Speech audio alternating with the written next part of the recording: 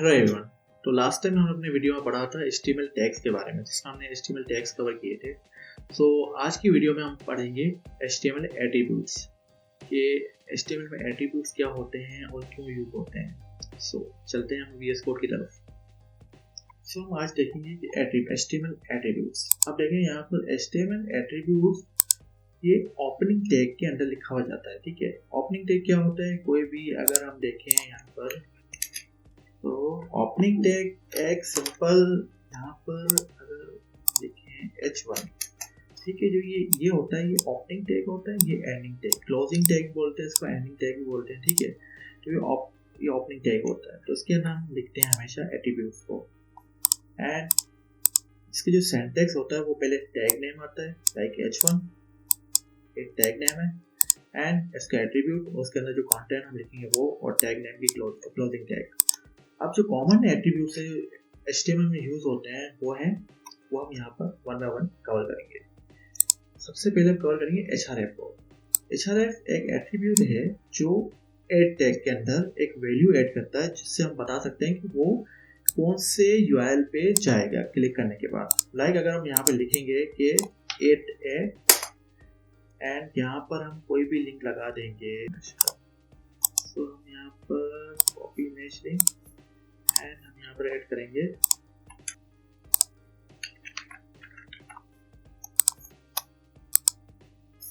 हाँ, देखें अगर हम यहाँ पे क्लिक करेंगे तो हमारे पास वो इमेज ओपन हो जाएगी। ठीक है, तो ये हमारे एक लिंक रेडी हो चुकी है। लाइक एक एड टैग था, एड टैग के अंदर एक वैल्यू ऐड की, जिसमें हम स्पेसिफाई कर सकते हैं कि ये URL कहाँ जाएगा। एड टैग के पर क्लिक करने के बाद ये पेज कहाँ जाएगा। सो आई होप ये आप समझ चुके हैं। अब यहाँ पर हो गए SRC एट्रीब्यूट हम तब यूज करते हैं इमेज के साथ यूज करते हैं। ये हमेशा बताता है कि सोर्स फाइल, इमेज का पार्ट, ठीक है, मतलब कहाँ पे हम इमेज रखी हुई है। अब लाइक हम यहाँ पे लेंगे इमेज, यहाँ पर हम सेम लिंक लगा देते हैं, एंड यहाँ पर हम लिखते हैं ऑल टैग में ये। अब देखेंगे इमेज आ चुकी है, इसकी साइज सही है। अब हम देख सकते हैं कि जो इमेज है उसका पाथ तो यहाँ पे ये शो हो रहा है, एंड ये जो SRC एट्रीब्यूट है ये बता रहा है कि हमारी जो इमेज यूज करें उसका ये पाथ है, और यहाँ से हम फेच कर रहे हैं उस इमेज को। तो ये एट्रीब्यूट आप समझ चुके होंगे। एंड दूसरी एट्रीब्यूट जो हमने अभी भी देखा हुआ है विड्थ एंड हाइट। ये एट्रीब्यूट बताता है कि हमारी इमेज में कितनी विड्थ होनी चाहिए, कितनी हाइट होनी चाहिए। सो ये भी एक इजी है ऑल्ट एट्रीब्यूट। अब ऑल्ट एट्रीब्यूट एक SEO की बेस्ट प्रैक्टिस में यूज किया जाता है, और ये हमेशा हमें लगाना चाहिए। लाइक अगर हमारी इमेज कभी वर्क ना कर रही हो तो यहाँ पर हमें शो होगा इमेज, मतलब कुछ शो होगा लाइक विजिटर्स के लिए, उनको पता चले यहाँ पे इमेज है जो कि वर्क नहीं कर रही है। लेकिन जस्ट उनको एक आइडिया देने के लिए हम ये टैग लगाते हैं। ये जस्ट एक इमेज टैग के अंदर एक वैल्यू ऐड करती है, जिससे हम बताते हैं कि हमारे जो सोर्स इमेज वर्क नहीं कर रही है किसी भी रीजन से, देन हम ये टेक्स्ट वहाँ पे शो करा सकते हैं। हम यहाँ पे लिख सकते हैं sorry image not found, and वो हम यहाँ पे शो हो जाएगा। सो अब हम जाएंगे स्टाइल। हम आप किसी भी, ये वैसे तो एक टॉपिक है इसका CSS का, लेकिन हम यहाँ पे अभी मैं आपको एक आइडिया देने के लिए बता देता हूँ। यहाँ पे लिखेंगे लॉरन 200। अगर देखें ये आपका कभी भी टेक्स्ट है ना उस तरफ चला जाता है, तो आप यहाँ पे व्यू में जाएंगे, वर्ड रैप पे क्लिक करेंगे, तो आपका पूरा टेक्स्ट यहाँ पे शो होना शुरू हो जाएगा, आगे नहीं जाएगा। इसको आप ओपन ही रखा करें, क्योंकि इससे आपको पता चलेगा कि आपके विजुअल स्टूडियो कोड पे कौन कौन सी चीज़ें हैं। सो अगर हम यहाँ पे चाहते हैं कि इस P को स्टाइल दे दें एंड कलर दें,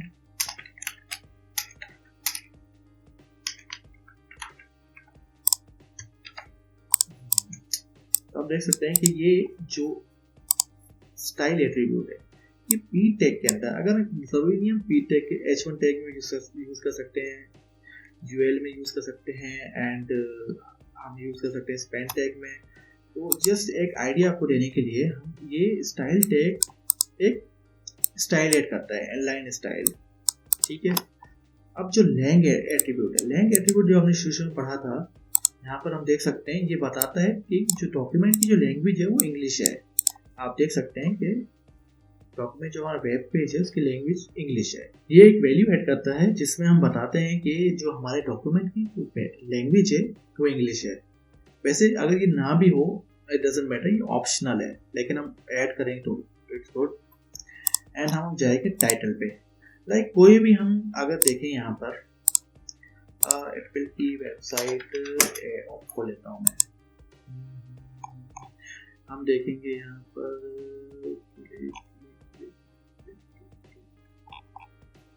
टिप शो नहीं हो।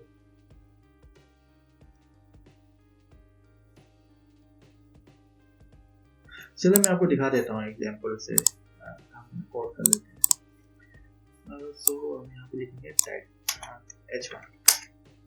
H1 लिखेंगे, दिस इज माय हेडिंग, सही है। अब हम इसको वैल्यू देंगे, टाइटल देंगे, दिस इज हेडिंग,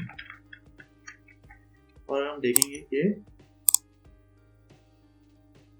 यहाँ पर हमें शो हो रहा होगा, ये बेसिकली एक टूल टिप है, आपको शो हो रहा होगा हेडिंग, ये इसको टूल टिप कहते हैं। अगर आपने कभी भी देखा हो कोई भी चीज, मतलब कोई भी टेक्स्ट हो, वहाँ पर क्लिक करने से, या कोई भी इमेज हो वहाँ पर क्लिक करने से आपको ये तो शो हो रहा है, तो वहाँ पर ये हम ऐड करते हैं, जिससे हमें बताते हैं कि वैल्यू क्या है इस चीज़ की, हम क्या बताना चाह रहे हैं, क्या है ये चीज़। हम जहाँ पे कुछ भी ऐड कर सकते हैं, तो ये नहीं जैसे मैंने हेडिंग लिखा है तो हम हेडिंग ही ऐड करेंगे, हम यहाँ कुछ भी ऐड कर सकते हैं। एंड यहाँ पे जो बेस्ट प्रैक्टिस ये है कि जो एट्रीब्यूट्स हैं वो हमेशा हम कोटेशन मार्क में लिखेंगे। कोटेशन मार्क्स आर लाइक ये जो होते हैं कोटेशन मार्क्स, ठीक है, इसके अंदर लिखेंगे, और हमेशा लोअर एट्रीब्यूट्स नेम यूज करेंगे, रिकमेंडेड है, ठीक है। लोअर जो एट्रीब्यूट्स नेम्स हैं वो यूज करेंगे, लाइक EN हो गया, स्मॉल लेटर्स में हो जाता है। तो होप आपको ये टॉपिक समझ आ गया होगा, एंड अगर स्टिल कोई डाउट है तो आप मुझसे पूछ सकते हैं, I will answer all of the comments. So thank you for today.